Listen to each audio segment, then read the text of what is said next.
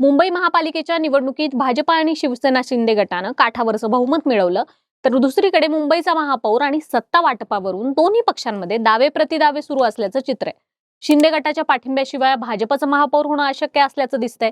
शिंदे गटानं महापौर पदाची मागणी करत आपल्या नगरसेवकांना थेट पंचतारांकित हॉटेलमध्ये 3 दिवस ठेवल्याने चांगली चर्चा रंगली होती. आता दिल्लीत भाजपच्या नेतृत्वाकडे मुंबईतील नेत्यांनी एकनाथ शिंदे आणि शिंदे गटाची तक्रार केली असल्याचं समोर आलंय. त्यावरून दिल्लीतील हायकमांड एकनाथ शिंदेंवर नाराज असल्याच्या बातम्यात. मुंबईतील हे संपूर्ण राजकारण नेमकं काय आहे हेच आपण या व्हिडिओतून समजून घेऊयात.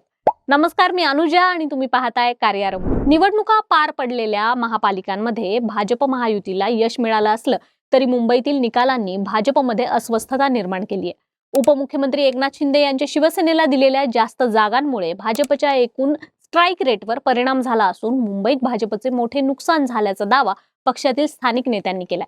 या संदर्भात राज्याच्या नेत्यांनी थेट केंद्रीय नेतृत्वाकडे आपली नाराजी व्यक्त केली आहे. भाजपच्या गोटातून मिळालेल्या माहितीनुसार मुंबईतील जागा वाटपात एकनाथ शिंदे यांनी आग्रहाने घेतलेल्या जागांवर शिवसेनेची कामगिरी निराशाजनक राहिली आहे. जर भाजपने अधिक जागा लढवल्या असत्या तर एकट्या भाजपने 100 पेक्षा जास्त जागा जिंकल्या असत्या अशी स्पष्ट भूमिका राज्यातील नेत्यांनी हायकमांड समोर मांडली आहे.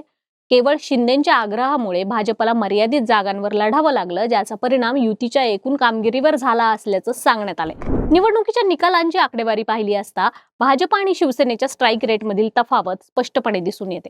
भाजपने 135 जागा लढवल्या आणि 89 जागांवर विजय मिळवला, तर शिवसेना शिंदे गटानं 90 जागा लढवून केवळ 29 जागांवर विजय मिळवला.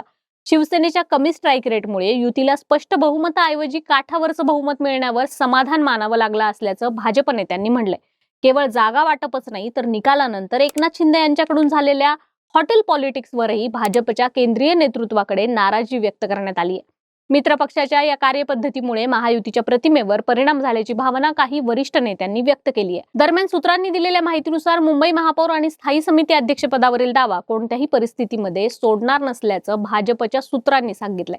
पक्षाने अनेक संघर्ष करून विजय मिळवलाय, त्यामुळे आता ही संधी सोडायची नसल्याचं मत त्यांनी व्यक्त केलंय. भाजपच्या या भूमिकेवर शिंदे गट काय प्रतिक्रिया देणार याकडे सगळ्यांचं लक्ष लागलंय. मुंबईतील घडणाऱ्या या राजकीय घडामोडींबद्दल तुम्हाला काय वाटतं ते आम्हाला कमेंट्स करून नक्की सांगा. व्हिडिओला लाईक करा, शेअर करा. कार्यारंभवर नवे असाल तर सबस्क्राईब करायला विसरू नका. कार्यारंभ डिजिटल या आमच्या फेसबुक आणि इन्स्टा पेजला देखील फॉलो करा. धन्यवाद.